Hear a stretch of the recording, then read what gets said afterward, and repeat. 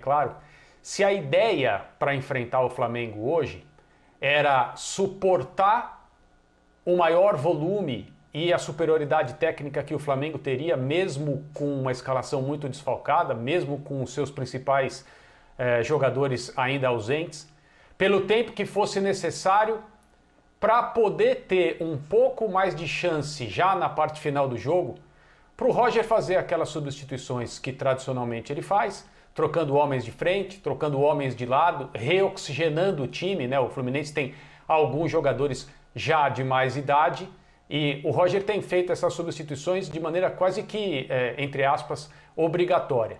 Então ele fez isso hoje de novo, fez essas trocas, o Fluminense ganhou um pouco de oxigênio, teve mais fôlego num trecho do jogo em que o Flamengo já estava frustrado. E eu acho que essa é a palavra que se aplica ao futebol do Flamengo hoje. É um futebol que frustra, mesmo com essas considerações que o Rogério fez, as 21 finalizações, o maior controle, a maior posse. O Flamengo quase sempre é esse time, né, nas partidas em que atua. Mas eu acho que não há dúvida, deveria jogar melhor, mesmo levando em conta que o Flamengo teve um choque no seu meio de campo, que eu não sei se outros times do futebol brasileiro conseguiriam suportar. Agora piorado, agravado com a ausência do Diego por lesão. Então são convocações que devastaram especialmente o meio de campo. Hoje o Arão, que é uma opção pessoal, autoral do Rogério como zagueiro, jogou como volante para estabilizar um pouco esse setor, né? E independentemente das funções do Arão, se ele recua para fazer uma saída com 3, se ele não recua, se ele tem bom passe, se não tem, se ele consegue se readaptar tranquilamente a uma função de meio de campo depois de jogar como zagueiro ou não, na verdade é uma decisão que o Rogério teve de tomar por necessidade, porque senão ele ainda mais desconfiguraria o seu meio de campo se ele fizesse a escolha por outros jogadores. E aí o Fluminense acho que conseguiu o que queria, porque no trecho final do jogo já era uma situação dessa frustração do Flamengo bastante clara, um desarme na intermediária, um time um pouco mais intenso com a camisa do Fluminense nesse momento do jogo, conseguiu a jogada e o gol do André no finalzinho para conseguir esse resultado. O Fluminense vai evidentemente se alimentar disso e deve fazer isso mesmo, porque hoje, digamos, independentemente de ter sido esse o plano, vamos aguentar o Flamengo do tempo que for necessário. E quando tivermos uma oportunidade, vamos aproveitar. Foi o que o Fluminense conseguiu fazer. Se você tem um jogador como um Nenê, né, que você sabe que não vai conseguir contar bem os 90 minutos e nem sempre, você pode colocá-lo nesse contexto, né, com o adversário baixando um pouquinho mais a guarda, te dando os espaços e para colocar as bolas que ele coloca, acho que é sensacional. Ele foi muito bem usado hoje. O gol não foi um acaso, o gol vinha sendo construído. Já o Luca perdeu uma chance com o gol aberto e perdeu outra. E o jogo estava se desenhando já para o gol do Fluminense por como estava acontecendo. O Flamengo com a bola no campo de ataque sem conseguir produzir, colocando mais um atacante, até abrindo um pouquinho o seu meio de campo, e o que acabou se mostrando um erro. Mas não caiu do céu a vitória do Fluminense, ela foi plena e merecidamente construída. O ponto é que, assim, eu acho que quando o Rogério fala, eu quero sempre jogar assim, ok, e acho que não é essa a questão. Como o André tuitou outro dia, quando a Espanha mete 5 gols, ninguém fala que é um problema o estilo de jogo. A questão é como você vai executar, né? Como você vai transformar em algo produtivo a sua maneira de jogar. Porque simplesmente citar finalizações pode causar alguma distorção na análise. Por isso que eu gosto de outras métricas, como os gols esperados. Porque se somar as 21 finalizações do Flamengo, você não tem um grande número ali de expectativa de gols. Você teve a chance clara, foi o Bruno Henrique ali que o Marcos Felipe defendeu bem isso no comecinho do jogo, com 10, 11 minutos. Fora isso, são as meias chances, são chutes especulativos, não é aquele chute que tira, porque prende o grito na garganta do torcedor. Esses foram poucos hoje. Ô, Léo. Poucos. Então, Bertão, fala, Tião, desculpe. Não, só que assim, eu acho que até a argumentação do Ceni, se o jogo tivesse sido todo como ele transcorreu no primeiro tempo, tava beleza. Aí eu acho que tudo bem. Porque, de fato, no primeiro tempo, o Flamengo produziu muito mais, o Flamengo não deixou o Fluminense jogar, né? O Fluminense teve uma chance naquela cabeçada do Fred, e você querer manter e impor aquele que você imagina ser o estilo melhor para vencer uma partida, né? A opção tática melhor para vencer uma partida, acho que o time mais poderoso sempre tem essa premissa, né? De falar, bom, eu, com o time que eu tenho, eu posso ganhar o jogo atuando dessa maneira. Se tivessem sido 90 minutos dessa maneira, eu acho que tava beleza a entrevista dele. Mas a questão para mim é justamente o segundo tempo. Porque, como disse o Léo, o segundo tempo estava anunciando o gol do Fluminense. O segundo tempo, a gente viu o Fluminense tendo 1, 2, 3, 4 chances no contra-ataque, e aí de novo. Talvez tenha também uma questão física, porque esses caras do Flamengo, pela ausência dos titulares, eles estão jogando bastante. Não consigo, como muita gente apontou, ver nas substituições o grande erro do Ceni. Eu já disse que eu não gosto do Rodrigo Muniz com o Pedro, aí eu acho que são dois centroavantes mesmo, não é a mesma discussão que havia com o Gabigol. Mas você olha para o banco do Flamengo e vai dizer, bom, você vai morrer com o Muniz no banco? Não vai. Ou você vai tirar o Pedro? Não vai.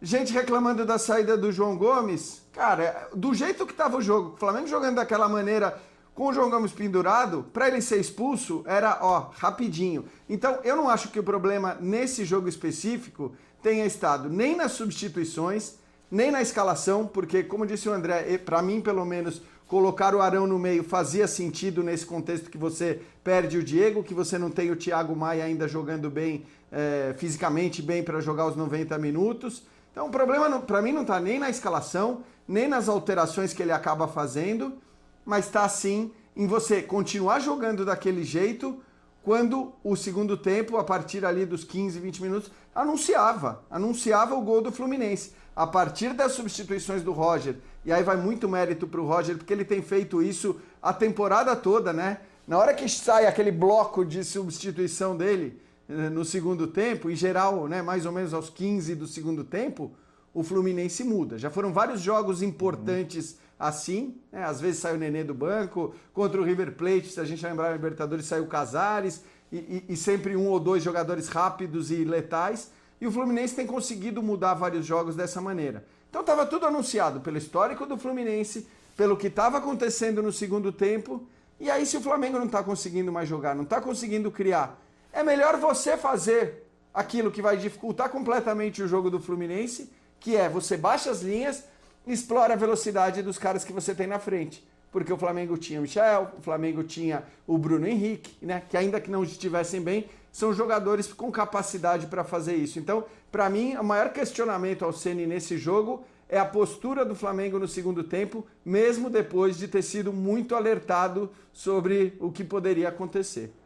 Bom, só para responder ao fã do esporte, eu não tô aqui nem para acusar, nem para absolver técnico nenhum, tá? E isso vale também para o Rogério Ceni. Já fiz várias críticas ao que eu considerei equivocado por parte dele, elogiei o que eu acho certo, damos tempo a ele para ver se ele consegue resolver algumas questões que ele está demorando para resolver, e nisso eu entendo a reclamação do torcedor.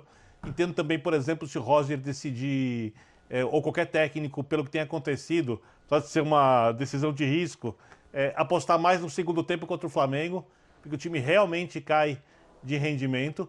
Eu acho que o Rogério não se aprofundou ao passar as estatísticas, apesar de serem todas precisas do ponto de vista matemático. Eu quero destacar que o Fluminense finalizou uma vez mais que o Flamengo dentro da área, e o Fluminense finalizou uma vez a mais que o Flamengo em gol. Então, quando a gente fala de chances claras, eu não vejo o Flamengo melhor que o Fluminense na partida. Ao contrário, eu vejo um jogo bem equilibrado e, como os colegas já disseram, com um segundo tempo que, a partir de um certo momento, anuncia o gol do Fluminense. Poderia nem ter acontecido, mas o Roger, quando ele troca e coloca o time com mais velocidade, ele aumenta as chances disso acontecer.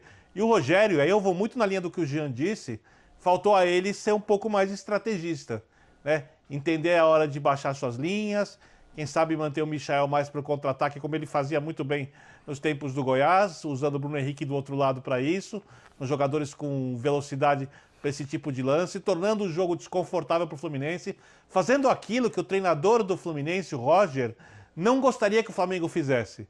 Mesmo que ele conseguisse, se ele conseguisse fazer um gol com o Flamengo mais recuado, mas não é aquilo que ele queria que o Flamengo fizesse. O Rogério fez exatamente aquilo que o treinador adversário imaginava e o treinador apresentou os seus argumentos com as suas trocas e foi eficaz. Então, eu entendo a irritação do torcedor do Flamengo. Eu também quero destacar, e aí nem era necessário, mas parece que se esquece e é fundamental, que o Flamengo atuou sem 3 dos seus principais jogadores. Se eu for tirar o Everton Ribeiro desse pacote dos 3 jogadores, porque não fez uma grande temporada pelo Flamengo ainda, sem 2 dos seus jogadores essenciais, para execução sem 3 dos seus jogadores essenciais, desculpe. O Gabigol também, eu estava pensando no Arrascaeta e no Diego.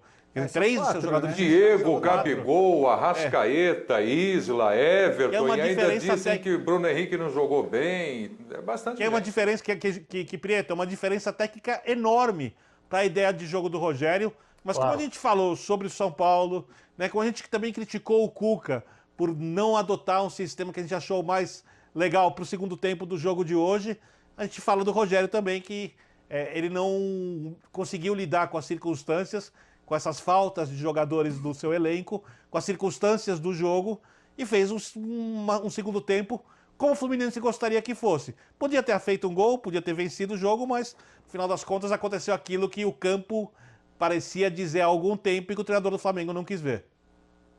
Bom, o Roger do Fluminense venceu o jogo. O trabalho do Roger no Fluminense é muito bom, né? Neste momento fica à frente do Flamengo, 1 ponto na classificação do Campeonato Brasileiro, mas tem 2 jogos a mais também. Mas eu não me canso de lembrar o trabalho do Roger na Conmebol Libertadores da